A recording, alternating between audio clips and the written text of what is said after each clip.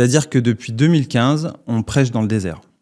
On prêche dans le désert, pourquoi ? Parce que les soignants, dans l'état d'esprit des soignants, mais aussi des organismes de tutelle, des patients, n'ont pas le droit de ne pas aller bien.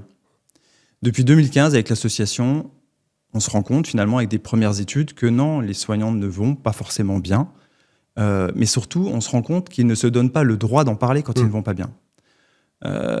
C'est assez terrible. Et du coup, depuis ce temps-là, on est en contact. L'association SPS est aussi financée par la CNAM, par des structures nationales. On est en contact régulier avec le ministère de la Santé. Mais cette grande enquête, elle montre qu'on s'est dit, ça y est, OK, il y a une prise de conscience au niveau national.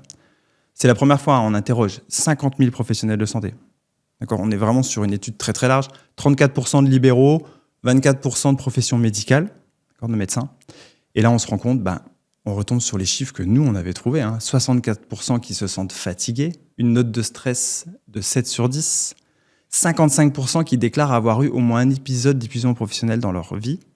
À titre de comparaison, sur les études qu'on connaît un petit peu dans la population, c'est 34%.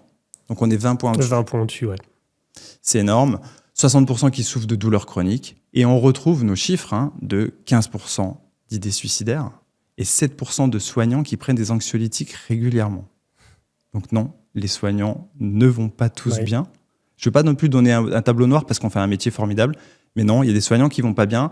Et je pense que la première chose à faire, c'est de le dire et de l'accepter pour qu'eux, ensuite, puissent aller chercher des solutions.